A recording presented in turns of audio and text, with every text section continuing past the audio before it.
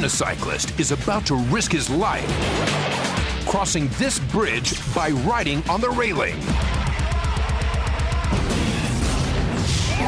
Meet the clan that bungee jumps the old-fashioned way with a neck-snapping twist. Wow, these guys are out there. These four-wheeling newlyweds are about to four-wheel right off a 7-story cliff. I just told Sean that I loved him. Anacondas can swallow humans whole. But that doesn't keep this couple from tracking vicious swamp serpents barefooted. You're always kind of wondering what's going to come up next. Unbelievable? Believe it. On Ripley's Believe It or Not.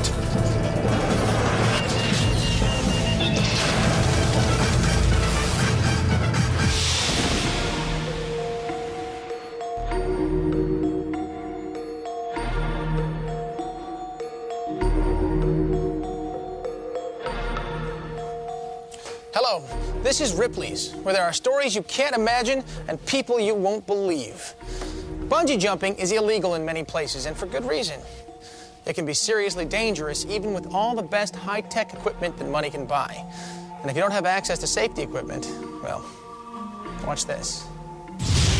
5, 4, 3, 2, 1, go! There are few sights more thrilling than watching a bungee jumper dive off a towering bridge with only an elastic cord to absorb the impact of the harrowing plunge. Now, imagine the extreme danger facing these men who use nothing but tree vines when they dive headfirst from as high as 80 feet up in the South Pacific jungle.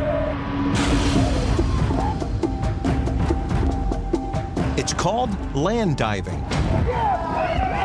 Here in the remote nation of Vanuatu, in the jungles of Pentecost Island, this astonishing ritual has been a part of local culture for hundreds of years. According to anthropologist Mary Womack, the practice can be traced back to an ancient legend about a man whose wife runs away after the two of them have a disagreement. She climbed to the top of a tree, and he begged her to come down, but she refused to come down. He climbed up into the tree, and she jumped from the tree. He didn't realize that she had vines tied to her ankles, so he jumped after her. She lived, and he died.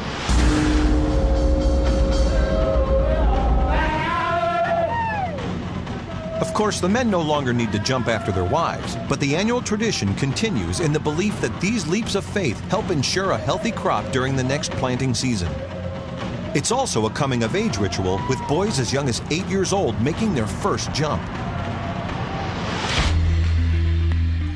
Construction on the tower begins each April. First, the men start by stripping all the limbs off a tree. Then they lash sturdy branches together to serve as platforms. It's a painstaking process that takes nearly 5 weeks to complete.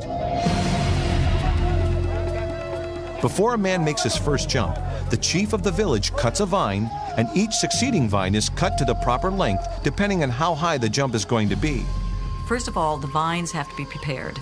They have to be shredded at the end. They have to be cut, tied around the ankle. And they have to be of a precise length, because if it's even 10 centimeters, even a few inches too long, then you hit your head and you really could break your neck.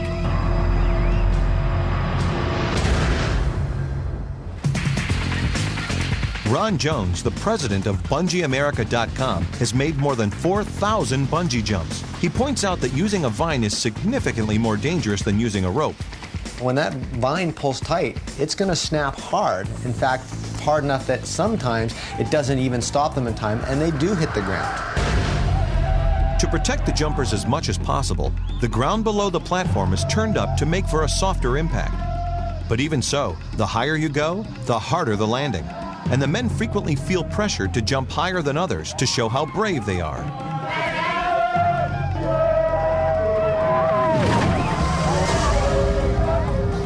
But the vines are clearly not cut to an exact length. And often, jumpers are stopped by the ground instead of the vine. The result? A handful of serious injuries each year in a hazardous tradition that seems to have no end in sight.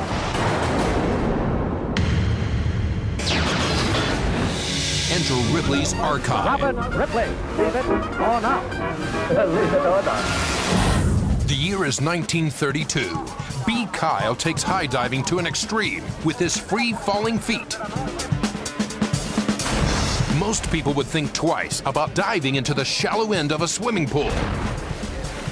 But this White City, Illinois performer doesn't hesitate to plunge herself 135 feet, head over heels and backwards into a 6-foot pool of flaming water.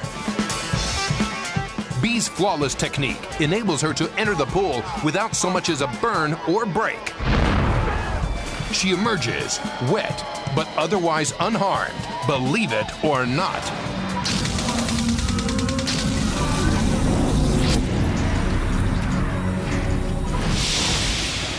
Now, anyone with a brother or sister will concede to a little sibling rivalry now and then. But wait till you meet the Von Hoffman brothers. Whether it's a simple game of pool or a pyrotechnic duel, they've taken their rivalry to an hysterical extreme. Two men, armed to the teeth. This appears to be a high-tech duel between enemies. But no, it's two crazy brothers who refuse to grow up. Adolescents and mad scientists. They have taken their sibling rivalry to spectacular heights. We don't compete necessarily to beat one another because we're really on one another's side. It's like we're competing together against the two of us. It's pathetic. Brant and Todd have been best friends since childhood. Only now the toys they play with have gotten more elaborate. I am convinced that between Todd and myself, you could pretty much give us anything, and I mean anything, and we can make it shoot rockets somehow. This spud gun fires a high-velocity potato. Yeah! In the red! Brant and Todd don't just use your typical consumer brand of bottle rockets.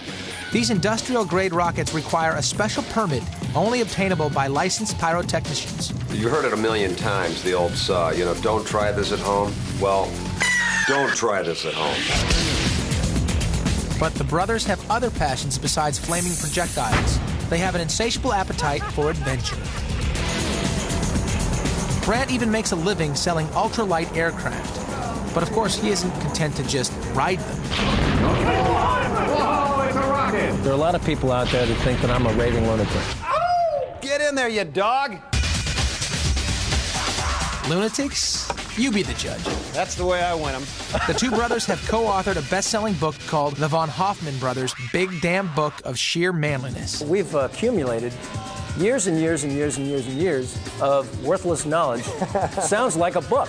The book is a wacky self-help guide to all things macho. From baseball to barbecues and all things in between.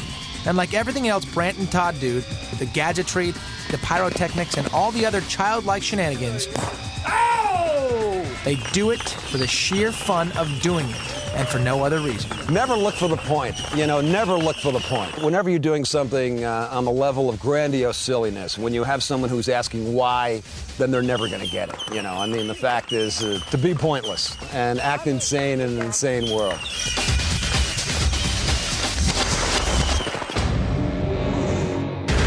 Coming up, this woman is the fastest talker in the world. Now, Fran Capo is putting her money where her motor mouth is. Plus, the couple who risks getting eaten alive every time they go to work. And no brakes, no safety net. The feat that could send this unicyclist for a 2,000-foot wipeout. It's the same as if it was 6 inches off the ground. It's just a little bit scarier. Coming up on Ripley's Believe It or Not. You're watching Ripley's Believe It or Not. Here's the scenario. A murky pond is filled with giant snakes. Your mission is to wade in barefoot, grab one of the deadly serpents, measure it, get the thing to swallow a tracking device, and then get out of the water before it decides to have you for dinner. Good luck. The giant anaconda, cunning and calculating, mean-tempered and deadly. They rely on brute strength instead of poison, squeezing the very life out of its victims before swallowing them whole. Even humans have fallen prey to this giant constrictor. This photograph shows an anaconda that was captured just after devouring a human being. So why then are these two people risking it all to capture this lethal predator? So many animals have been studied before, and anaconda is this one of the few species that has not been studied almost at all. In part because it is hard to study, in part because nobody thought that it was possible. Every year, Jesus Rivas proves the impossible is possible. He and his assistant, Renee Owens, who is also his wife, spend 2.5 months in the Amazon jungle of southern Venezuela searching for these fierce creatures. They are conducting the first long-term study of the anaconda in its natural habitat for a new book. Every time we go out, we learn something new, and it's always interesting and it's always exciting. But the rest of the year, Jesus and Renee lead a safe and sane domestic life in the quiet suburbs of San Diego, California. It is here that Jesus analyzes the data from his yearly treks, including facts about the anaconda's mating habits, diet, and general behavior. Everything that they do is increasingly more interesting. So we have barely started to scratch the surface in the last 9 years of research. Jesus and Renee return to the Amazon to track and study anacondas each March during the dry season. That's when the snake's marshy hunting grounds shrink, making them easier to find. Still, the dark, murky waters and heavy undergrowth provide the perfect cover for the anaconda to stalk its prey. Amazingly, Jesus and Renee must resort to locating these fierce creatures by feeling around with their bare feet, a method not without its drawbacks. The real adrenaline rush is that you can't see anything where you're stepping or what's under the water hyacinth. So you're always kind of wondering what's going to come up next. The anaconda has up to 110 teeth that act like extremely sharp fishhooks. Its jaw is like a vice. The more its prey struggles, the tighter its grip. The stupid thing to do is pull back. If you pull back, then the teeth can cut flesh, tendons, nerves, veins, and then they can be a very nasty wound. It is very counterintuitive. But the animal bites, you need to leave your hand there and grab with the other hand. Once Jesus and Renee capture an anaconda, they take great care recording its various measurements. They're handling up to 400 pounds of solid muscle. So quick and powerful, a momentary lapse of attention could end in tragedy. Before releasing it, Jesus will sometimes insert a radio transmitter to track movement. The best way to implant a transmitter in an anaconda is to force feed it, because these animals do not eat too often. We can follow the same animal for like 7 months, and it might go that long or even longer without taking a meal. Even though the high-tech gear helps Jesus and Renee in their studies, for them, there's just no better way to find the anacondas than by using their instincts. Although Jesus has been studying anacondas since 1992, he and Renee will continue their trek to the Venezuelan Amazon for at least 10 more years before they consider their study complete. You are dealing with an animal that is strong, is powerful, can potentially harm you if you don't do the right things. So the moment when I'm about to snap my hand to grab the neck, it's obviously an exciting moment.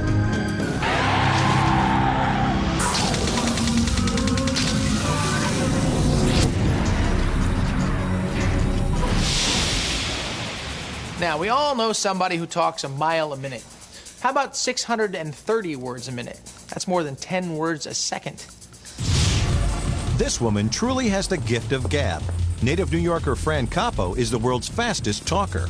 Once upon a time, the two little pigs. One little pig liked to sing, the second little pig liked to dance, and the third little pig liked to sit and dig. Just in case you didn't catch all of that, it was the tale of the three little pigs at a rate of about 10 words per second.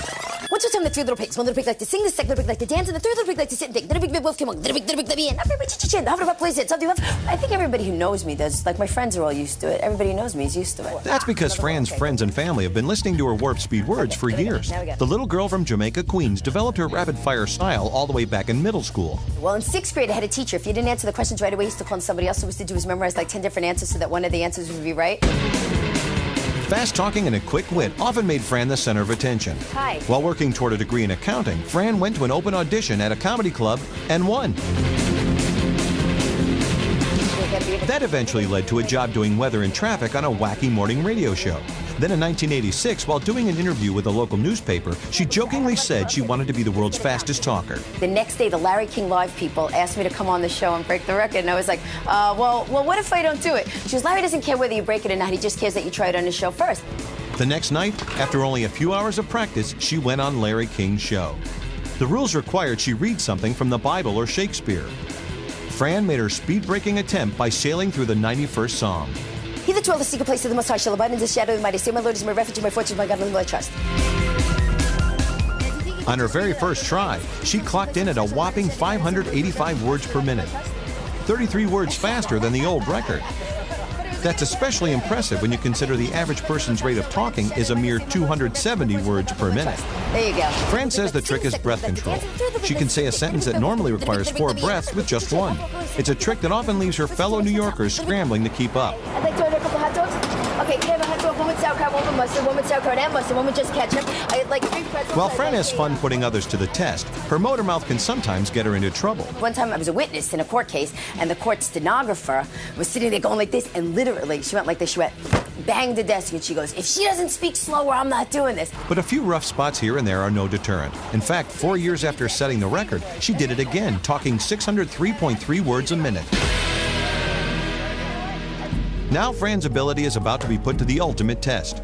Her voice will be run through something called a lexicon compressor. It will capture her voice, slow it down, and reveal whether or not she's really saying the words. He that dwelleth in the secret place of the Most High shall abide under the shadow of the Almighty. Say, my Lord is my refuge and my fortress, my God, in whom will I trust. She races through the prayer, trying to enunciate each word clearly. Then the technician goes to work. Fran watches, nervously waiting to see if each word can be understood.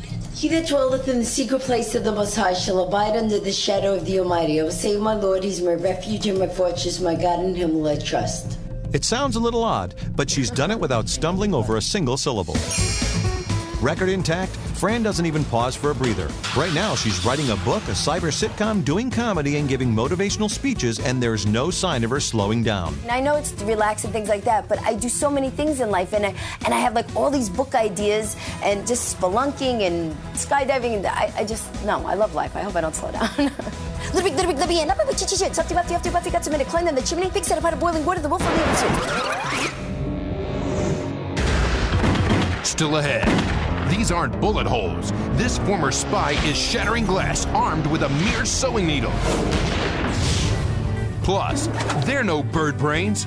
See how these pigeons are helping whitewater raptors reach a photo finish. And the college kid taking unicycling to death-defying new heights. Next on Ripley's. You're watching Ripley's Believe It or Not. A unicycle has no brakes, nothing to hold on to, and a seat that could raise your voice a few octaves if you hit a bump. Ripley's trailed a Canadian unicyclist who rides off a 20-foot tree onto the edge of a cliff and down a mountain. You know, that hurts just thinking about it.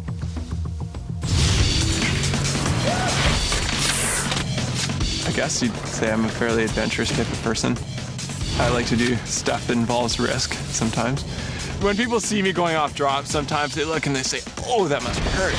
Maybe you've got a few bruises, but you definitely haven't affected your ability to have children.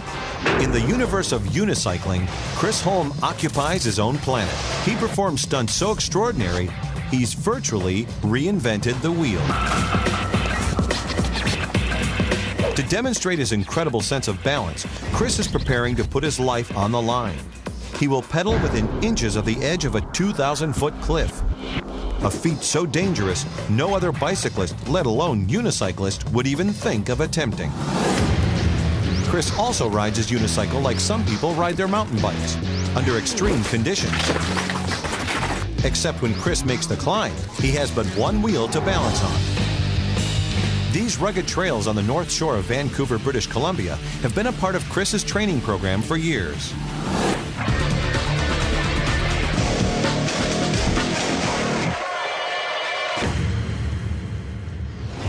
Chris has been riding his one-wheeler since he got his first unicycle for his 12th birthday.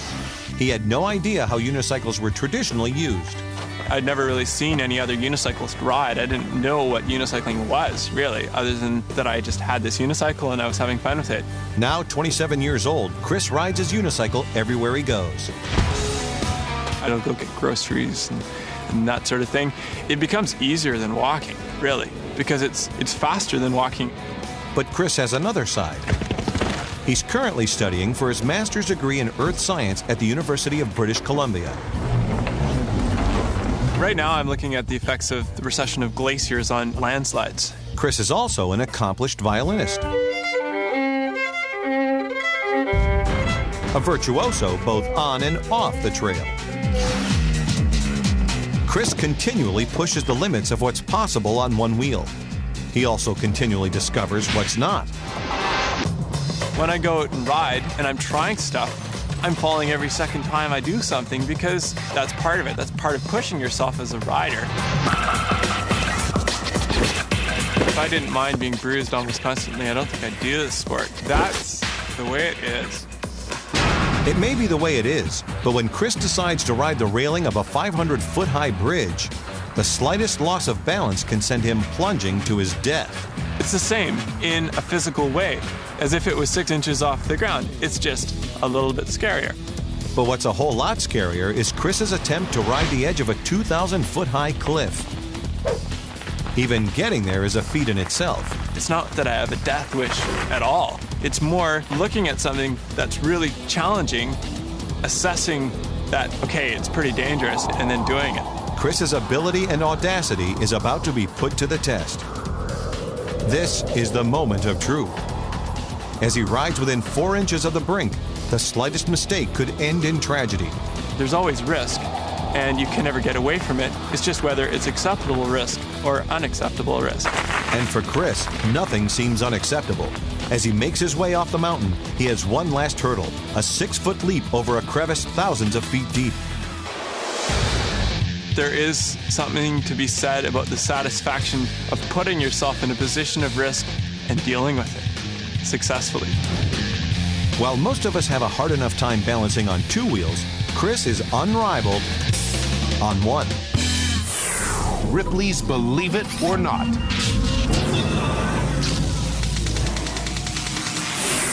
"77-year-old Hu Sangla lives in a shack in Mang Nor, a remote village of 300 people in northern Thailand. And believe it or not, what he's fastening to the top of his head is not a hat, but his hair. All 17.2 feet of it. Ripley's is there to recognize Hu for having the longest hair in the world. But Hu's hair hasn't always been this long. When he was 18 years old, he grew tired of his shoulder-length hair and cut it.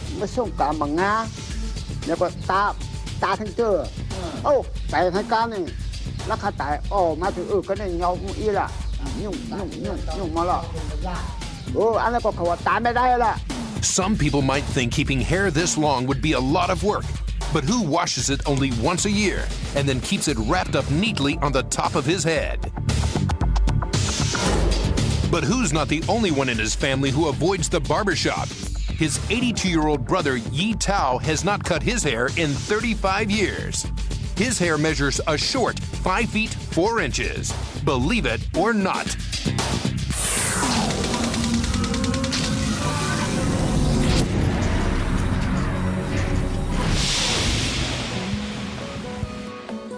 Homing pigeons were vital during World War II. Get this, the Maidenform company even constructed a military bra that could conceal a bird under each cup. The Swiss Army stopped using their fleet of 100,000 flyers just this year, but Ripley's found a photographer looking for a few good pigeons. In today's high-tech world of satellites and cell phones, information is being transported faster than ever before. Technology increasingly seems to be the answer to everything. But for the Rocky Mountain Adventures Rafting Company in Fort Collins, Colorado, an outmoded method held the answer to their information problems. Homing pigeons. Whitewater rafting is a white-knuckle thrill ride through turbulent rapids. And if the rafters survive their trip down the river, they want to have photos to prove it. giving the customers what they wanted was proving problematic. The company found that taking pictures was easy enough, but getting them developed in time for these day trippers to go home with their photos was next to impossible. That's because the company office is 40 miles away down a winding canyon road. It'd be difficult sometimes to get the film back because of traffic and the road's curvy. It's hard to get back here in time. We've missed it quite often. It was 5 years ago that Dave and his partner came up with an idea. If only they could somehow bypass the winding road and transport the film the way the crow flies. When I first heard the idea, I thought, kind of crazy. What appeared to be an outmoded form of transporting information was actually the most innovative and successful way to solve the dilemma. This seemed like one of the best solutions we tried to come up with the day we were brainstorming. And why not? Homing pigeons have been used for hundreds of years to transport information, and they fly at speeds of up to 60 miles per hour. In no time, Dave had 24 homing pigeons, and he had a plan. The birds home instinctually, so homing them's not too difficult, but they still require some training. Dave did lots of research on how to utilize the pigeons' innate desire to return to their roosts. We focused on teaching them to fly down the canyon, follow the river, and then when they got to the mouth of the canyon, to just simply hang a right and come home. And that took us quite a while to train the birds to do that. Amazingly, the pigeons never get lost, always finding their way back to the coop. Each pigeon can carry no more than one roll of film at a time. 2 to 5 trips are made a day, and the pigeons are rotated so that they make only one delivery every few days. They actually wear a backpack, and they have a little carrying basket, and we take them up to the river, and they have their little backpacks on. And so as the rafts come by, the photographer will shoot those rafts. When he or she's finished, they take the film out, slip it into the backpack, and then release the bird. What takes a human 45 minutes in a car takes a homing pigeon a mere 16 minutes. The bird flies back here, lands on the landing board here. We come out, retrieve the film, we take the film, run it downstairs, quickly develop it. The goal is, of course, to have them up on the board, ready for customers to look at upon their return. Oh, there's that. You look good. That's awesome. A lot of people are convinced that the pigeons take the pictures. They want to know how we get the camera on the pigeon. Really good. Pigeon's the best photographer I've ever seen. Which photos would you like? Does anybody else need help with photos? Fastest film delivery in the West.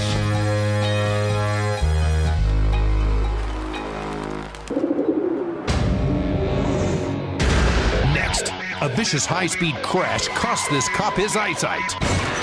Every bone down the left side of my face was shattered. But being blind isn't keeping him from chasing a land speed record.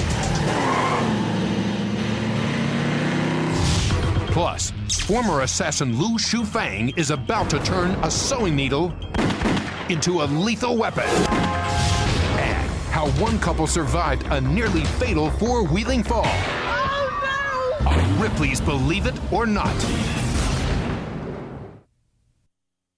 Amazing stories and unbelievable people. Ripley's Believe It or Not.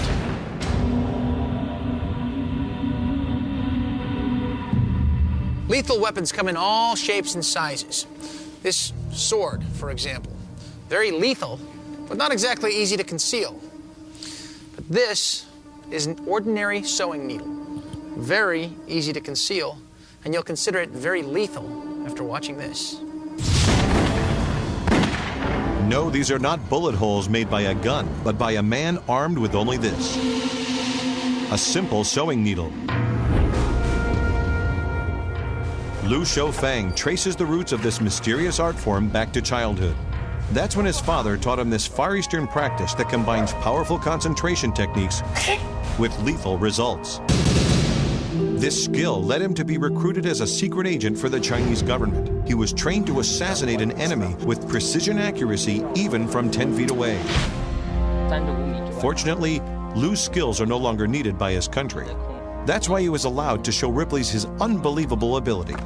Michelle Meng was our guide. This is a piece of glass. It's an ordinary piece of glass, and it is 3 millimeters thick. When the needle piercing through this piece of glass, it will hit the balloon behind and break it. According to Lou, the first thing that he needs to do is shut out all external distractions and focus his energy into the needle in his right hand. Then, with a lightning-quick flick of the wrist, he fires the needle into his target. Look at this little hole. The needle hit the glass, piercing through it, and hit the balloon and broke it. As seen through the lens of a high-speed camera, the needle smashes through the pane of glass with pinpoint accuracy, popping the balloon on the other side. Even more incredible is that he is able to repeat this feat over and over again. In fact, the proof comes pouring out. Now that Lou is retired, he plans on continuing the legacy of his father. He will pass on the knowledge of this obscure but deadly practice to the next young apprentice.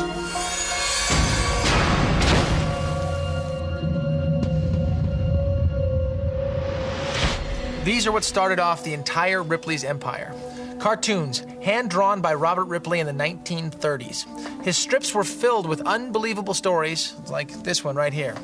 A needle embedded in the knee of Mrs. Helen Jensen when she was a small child was removed from her baby 30 years later. From her baby. How the object passed from mother to child was a medical mystery. Enter Ripley's archive. Robert Ripley, leave it or not? Leave it or not. The year is 1938, and the White family of West Virginia piles out of their car for a day in the nation's capital. For an average family, a Sunday drive is a leisurely activity. But for the White family, it's an adventure. These loving parents travel with 17 children. And amazingly, Mrs. White gave birth to all 17 kids in just 20 years. Thankfully, the oldest son doesn't mind helping out with his youngest sibling. The White household grew to its gigantic size during the Great Depression. Dad must have learned how to stretch the family budget while working for the U.S. Treasury.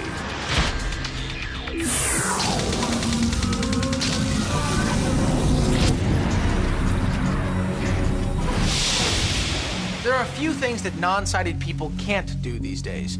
The blind can read, experience movies, walk anywhere, go every place. The world has changed for the better, but up till recently there was one thing that might have proved impossible. Driving a car. Well, not anymore.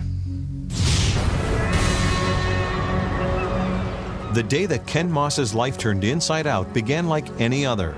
On Saturday, November 14th, 1992, he was working as a traffic cop in the quiet town of Scarborough, England. Then, he went in pursuit of an 18-year-old joyrider. During the chase, a semi-truck hit him head-on. The impact crushed Ken's car and his skull. Every bone down the left side of my face was shattered, and my left eye was actually found in the patrol car. With both of his optic nerves severed, collapsed lungs, skull damage, a broken leg, and a broken wrist, doctors gave Ken only a 5% chance of survival. When Ken first had the accident and I had to go to the hospital and they told me he'd lost his sight, I honestly thought, looking at Ken and the injuries he had, that he would be better off dead. Despite the doctor's daunting prognosis, Ken knew he would recover, and he began to focus on a new goal. Forward. Good boy. And I was determined that I was going to lead a normal life as possible, very similar to that which I led when I could see. This man, who had just lost his sight, wanted to undertake one of the world's riskiest occupations and become a race car driver, something he had never done before. How is this possible? Within weeks of leaving the hospital, Ken was back behind the wheel. He would drive on private roads while his son Stuart gave him signals from the passenger seat, poised at any instant to take over control of the car. A little bit of left and back to straight.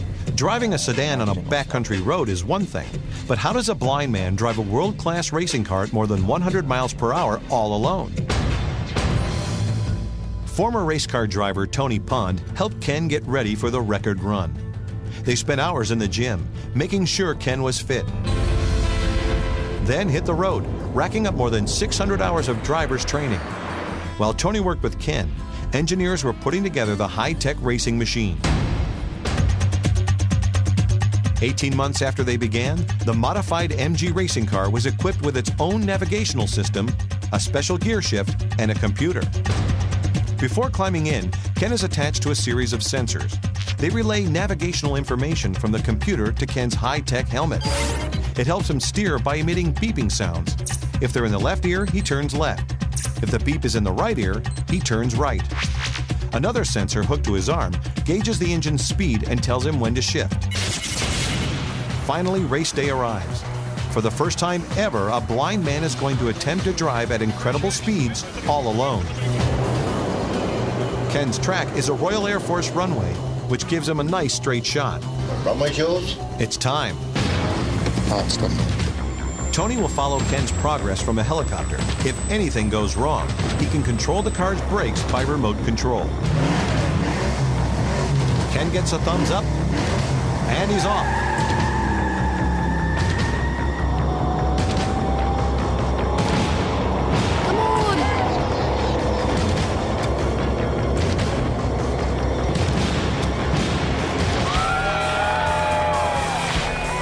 Ken blows right by his goal of 100 miles per hour and reaches a speed of 131 miles per hour. I was just so proud that Ken Moss is my dad. There's no reason, just because you've lost your sight or any other handicap, that you've got to feel as though you're a second-class citizen. You're the same as anybody else. Now, it is illegal to drive on public roads if you are blind. But enforcing the law on private property, it's a little fuzzy. Next, Till Death Do Us Part nearly came too soon for these joyriding newlyweds. Oh, no! How they lived through this cliffside disaster on Ripley's Believe It or Not.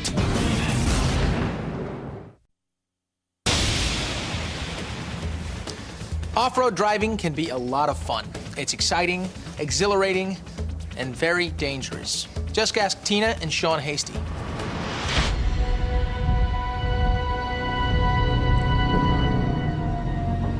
Newlyweds Tina and Sean Hasty thought a weekend of four-wheeling in Utah's Moab Desert would be the perfect getaway. But this day of off-road fun turned into a driving nightmare. What's truly unbelievable is that the couple walked away from this bone-crushing crash. This crash had fatal written all over it. I've done 539 crash tests, and they've all been on level ground. This was a tough one to escape. And now, for the first time since the accident, the Hasties reveal how they survived this 19-second ride of horror. Four-wheeling in the desert was an annual event for Tina and her family. But for her new husband, driving off-road was a new experience. It was a family thing, so Sean was being initiated that weekend. For 3 days, the family had a blast. But before heading home, they decided to check out Lion's Back, a 250-foot-high sandstone rock with a sheer drop on either side into slick rocks. For a thrill, four-wheelers challenged themselves to this drive up and down this dangerously steep slope. Tina and Sean got the courage to try it out. It was pretty exciting because you're going up at such a steep grade that you can't really see around you. It's just straight drop-offs on both sides. And you drive all the way up and you get up to the top and you turn around and, you know, everybody cheers for you. It's a fun thing to do. Tina had always harbored a fear of heights, but the flawless weekend had calmed her and she actually decided to drive their 1977 Blazer up the hill herself. Well, I was excited. I was going to do this and conquer it. With home video cameras rolling, Tina's mother, Judy, watched her daughter get behind the wheel and sensed something was terribly wrong. You can call it mother's intuition, call it whatever you like, but the minute I knew that Tina was behind the wheel, I knew that we had a problem. Tina turned the Blazer around slowly and then began her descent. Almost immediately, the brakes went out and the Blazer careened out of control. Sean and Tina were helpless as they rolled faster and faster. It seemed like time stood still as we were going down. I don't remember thinking about dying. I just remember trying to get it to the bottom. The truck plummeted off the rock at about 75 feet, traveling at 30 miles an hour. I told Tina to hold on. I just told Sean that I loved him. The silence was deafening. The first time you see it, you're sure they're not going to survive that crash. They're not going to make it down the bottom of the hill alive. I had no idea what was going to happen, except my worst of fears were that they were not going to come out of this alive. Miraculously, the Blazer nosedived into the desert sand. Landing in the dirt is what saved their lives. Landing on the rocks, and there were so many rocks for them to land on, would have been just horrible. Tina suffered only a broken leg, and Sean walked away with a few cuts and bruises, vowing to never ride again. Today, they visit Lionsback with their family, knowing how fortunate they were to survive this 75-foot plunge. We're extremely lucky. God has blessed us to be here, and He's blessed us with 2 children in a family that loves us. We're very lucky. Really lucky.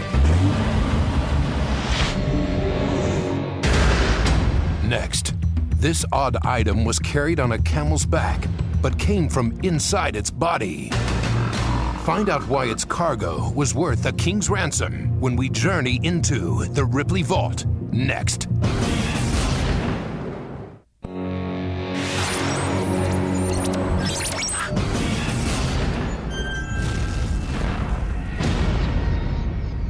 We've all heard about the medieval Arabian Nights, but their days were pretty busy too. Trade routes stretched from the North African desert all the way to India. And one of the most precious commodities to make the trip was a perfume called attar of roses. 1 ounce of this rich substance is produced from 250 pounds of rose petals, and it was considered among the most valuable of all oils. Now, how did this perfume make the trip to market? In one of these, strapped to the side of a camel. But take a close look. What we have here is actually camel's bladder, blown up and dried in the sun, retaining the shape of a giant vase. This one can hold approximately 896 ounces of what was very pricey perfume. Unbelievable? Believe it.